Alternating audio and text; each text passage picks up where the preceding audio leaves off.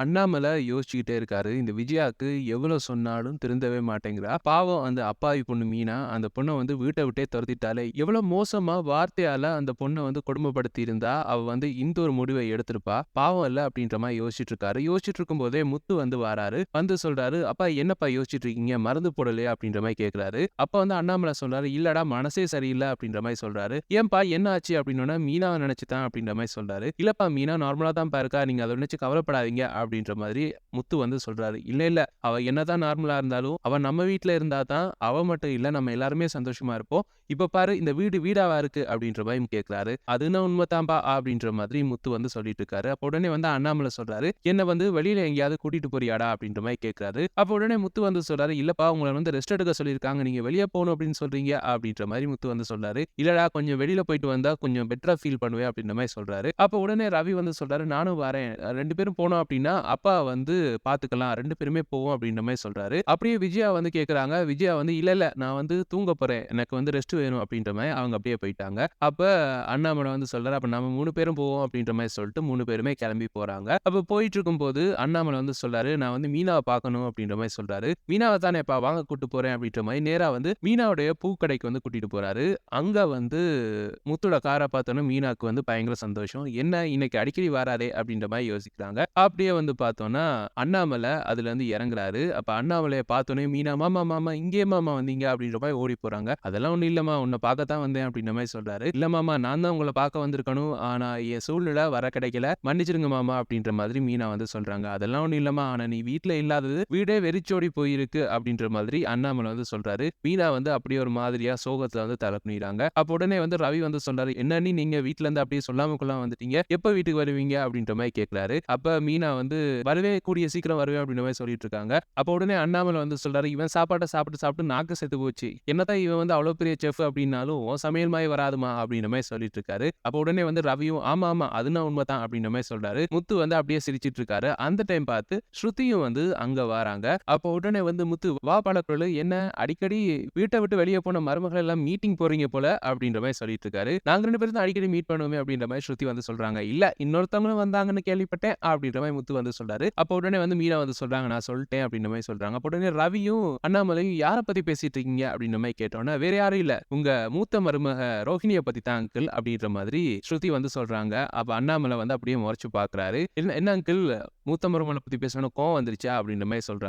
"அதெல்லாம் ஒண்ணும் இல்லம்மா. என்ன பொறுத்தவரைக்கும் என் வீட்டு மூத்த மருமக மீரா தான். அவ வீட்ல இல்லாதது தான் எனக்கு கவலையா இருக்கு" அப்படின்ற மாதிரி அண்ணாமலை வந்து சொல்லிட்டு இருக்காரு. அப்ப உடனே வந்து ஸ்ருதி வந்து சொல்றாங்க, "மீனா நான் சொன்னத யோசிச்சீங்களா?" அப்படின்ற மாரி கேட்கறாங்க. "ஆமா நானும் யோசிச்சேன். அத வந்து இவர்கிட்டயே சொன்னேன்" அப்படின்ற மாரி முத்துவ காட்டி சொல்றாங்க. அப்ப முத்து வந்து சொல்றாரு, "ஆமா பழக்குழலு நீங்க சொல்றது சரியா தான் இருக்கும் போல இருக்கு" அப்படின்ற மாதிரி சொல்றாரு. அப்ப உடனே வந்து ரவியும் அண்ணாமலையும் "என்ன?" அப்படின்ற மாரி கேட்கறாங்க. அப்ப வந்து முத்து விஷயத்த சொல்ல ஆரம்பிக்கிறாரு. அதாவது பழக்குழல்ல டவுட் என்ன அப்படின்னா, ரோஹிணி தான் இந்த சாமியார் விஷயத்துல ஏதோ விளையாடுற மாதிரி இருக்கு. ஏன்னா, மீனா வந்து 2 வருஷத்துக்கு மேல நம்ம வீட்ல இருக்கா. இதுவரைக்கும் எத்தனையோ சாமியார்லாம் வந்துட்டு போயிட்டாங்க. இதுவரைக்கும் யாருமே வந்து மீனா வீட்ல இருக்கதால வீட்டுக்கு பிரச்சனை அப்படின்னு சொன்னதே கிடையாது. ஆனா, இப்ப ரோஹிணி வீட்ட விட்டு வெளியில போனதுக்கு பிறகு வந்த சாமியார் மட்டும் தான் இந்த விஷயத்த வந்து சொல்லிட்டு போயிருக்காங்க. அத வச்சு பார்க்கும்போது இதுக்கு ரோஹிணி வந்து இதுக்கு பின்னாடி ஏதாவது கேம் ப்ளே பண்ணியிருப்பாளோ அப்படின்னு டவுட் வந்து பலர்களுக்கு வந்திருக்கு.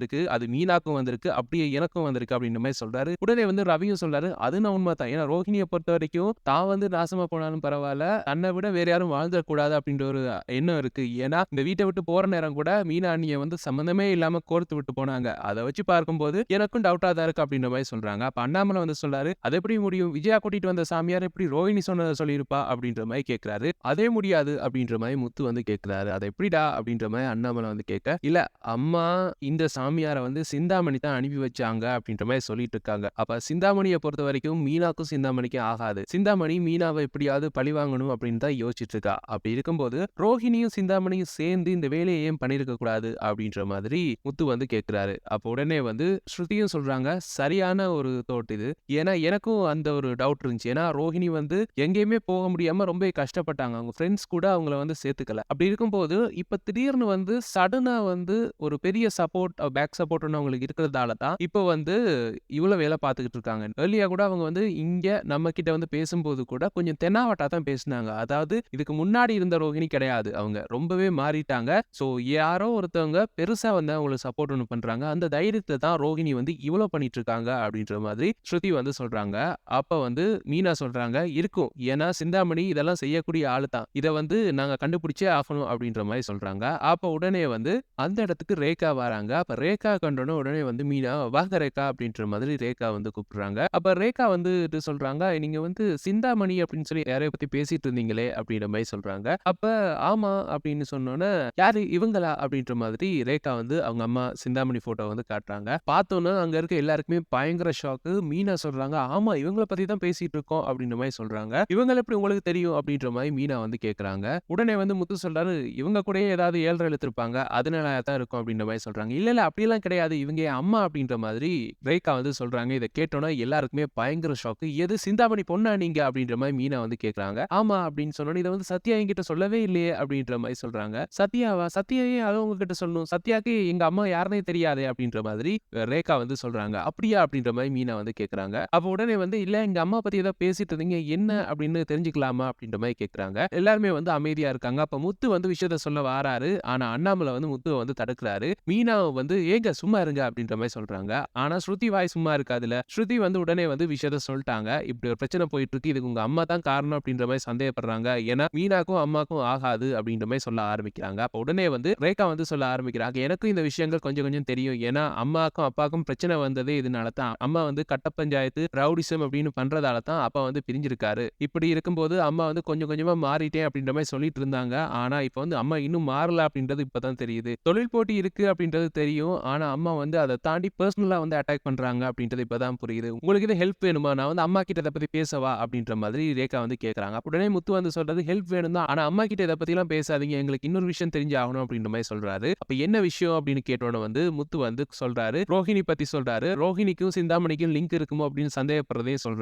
இத வந்து நீங்க அம்மா ஃபோன் பேசுறதா இருக்கட்டும், இல்லாட்டி எங்கேயா வெளிய போறது அப்படின்னா, அம்மாவ வந்து கொஞ்சம் ஃபாலோ பண்ணி இது வந்து உண்மையா? அவங்களுக்கும் ரோஹிணிக்கும் பழக்கம் இருக்கா? அப்படின்றத கன்ஃபார்ம் பண்ணி சொல்லுங்க அப்படின்ற மாரி கேட்கறாரு. கண்டிப்பா உங்க எல்லாருக்காக இத பண்ணுவேன். அதுவும் குறிப்பா மீனா அக்காக்காக கண்டிப்பா பண்ணுவேன் அப்படின்ற மாதிரி ரேகா வந்து சொல்றாங்க.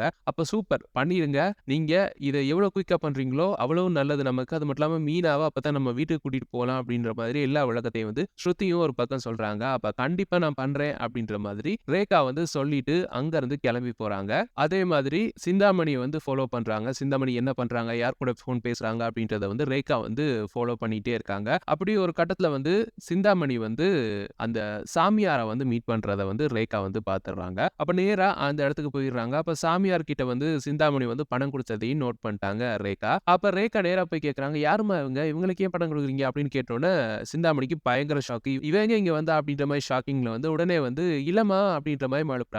"இல்லம்மா சொல்லுங்க. என்ன பிரச்சனை? இவங்களுக்கு ஏன் பணம் குடுத்தீங்க?" அப்படின்ற மாதிரி ரேகா வந்து கேட்கறாங்க. "அது வந்தும்மா இவங்க பண உதவி கேட்டாங்க. அதனால ஹெல்ப் பண்ணேன்" அப்படின்ற மாரி சொல்றாங்க. "ஓ! அப்படியா?" அப்படின்ற மாதிரி ரேகா வந்து கேட்டுட்டு அங்கருந்து கிளம்பி போறாங்க. போற வழியில வந்து அப்படியே இத வந்து ஃபோட்டோ இவங்களுக்கு தெரியாம எடுத்துட்டு போயிட்றாங்க.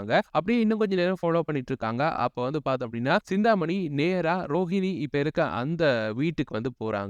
அங்க வந்து ரோஹிணி இவங்கள வந்து உள்ள ரிசீவ் பண்றத ரேகா வந்து பார்த்துட்டாங்க. பார்த்து அத ஃபோட்டோவும் எடுத்துட்டாங்க. எடுத்துட்டு உடனே வந்து மீனாவ பார்க்க போறாங்க. மீனா கிட்ட போய் இந்த விஷயத்த வந்து சொல்றாங்க. அப்ப சொல்றாங்க, "இப்படித்தான் அம்மா வந்து இவங்கள வந்து மீட் பண்ணாங்க. நான் வந்து பார்த்துட்டேன். ஃபோட்டோ எடுத்துட்டேன். இதுதானே நீங்க சொன்ன ரோஹிணி? நீங்க காட்டுன ஃபோட்டோல இப்படித்தான் இருந்தாங்க. அவங்க தானா இது?" அப்படின்ற மாரி கேட்கறாங்க. அப்ப உடனே வந்து மீனா, "ஆமா இதுதான் ரோஹிணி. அப்ப ரோஹிணியும் உங்க அம்மாவும் சேர்ந்து தான் இவ்ளோ கேம் ப்ளே பண்ணிட்டு இருக்காங்களா?" அப்படின்ற மாரி மீனா வந்து சொல்றாங்க. அப்ப உடனே வந்து முத்துவ வந்து வர சொல்றாங்க. முத்து வராரு. அதே மாதிரி ரவி, ஸ்ருதி எல்லாருமே வராங்க. வந்துட்டு இத எப்படியாவது அம்மாக்கு சொல்லணும். ஆனா இவங்க 2 பேரும் சேர்ந்திருக்காங்க. சரி சாமியார எப்படி இதுக்குள்ள கொண்டு வரது? சாமியாருக்கு இவங்களுக்கு என்ன கனெக்ஷன் அப்படின்னு சொன்னோனே, உடனே வந்து ரேகாக்கு ஒரு டவுட் வருது. அந்த பொம்பளைய பார்க்கவும் சாமியார் மாரி தான் இருந்தாங்கல்ல. இருங்க நான் இன்னொரு ஃபோட்டோ காட்டுறேன் அப்படின்ற மாதிரி மத்த ஃபோட்டோவ எடுத்து காட்டுறாங்க. இவங்கள உங்களுக்கு தெரியுமா? அப்படின்ற மாரி கேட்டோனே முத்துவுக்கு பயங்கர ஷாக்கு. இதுதானே அந்த சாமியார், திருட்டு சாமியார் அப்படின்ற மாரி முத்து வந்து சொல்றாரு. அப்ப இவங்களுக்கு அம்மா பணம் குடுத்தாங்க. நான் அத பார்த்தேன். நான் போய் கேட்டோனே அவங்களுக்கு ஏதோ குடும்ப கஷ்டம் அப்படின்ற மாரி அம்மா வந்து சொல்லி மழுப்புனாங்க. ஆனா அப்பயே எனக்கு டவுட் வந்துச்சு. அதனால தான் நான் ஃபோட்டோ புடிச்சேன் அப்படின்ற மாரி சொல்றாங்க. Super, super. அப்ப இவங்க 2 பேருமே பிளான் பண்ணி தான் அந்த சாமியார வீட்டுக்கு அனுப்பியிருக்காங்க. 2 பேருக்குமே மீனா வந்து நம்ம வீட்ல இருக்கிறது பிடிக்காது. அதனால தான் இந்த வேல பார்த்திருக்காங்க அப்படின்ற மாரி முத்து வந்து சொல்றாரு. சூப்பர். அப்ப நம்ம அடுத்த கட்டத்துக்கு மூவ் பண்ணுவோம் அப்படின்ற மாரி ஸ்ருதி வந்து சொல்றாங்க. என்ன பிளான் அடுத்தது அப்படின்னு பேசிட்டு இருக்கும்போதே இந்த எபிசோட வந்து முடிக்கிறாங்க. இப்படித்தான் நாளைக்கு நாளான்னைக்கு எபிசோட் நடக்கும் அப்படின்னு சொல்லி நாங்க பிரெடிக்ட் பண்ணியிருக்கோம். எங்களுடைய இந்த பிரெடிக்ஷன்ஸ் எப்படி இருக்கு அப்படின்னு சொல்லி கருத்துக்கள கீழ கமெண்ட்ஸ் வாயிலாக தெரிவிச்சுக்கங்க. மேலும் ப்ரெடிக்ஷன்ஸ பெற்றுக்கொள்ள எங்க சேனல மறக்காம சப்ஸ்கிரைப் பண்ணி இணைந்திருங்க. Thank you.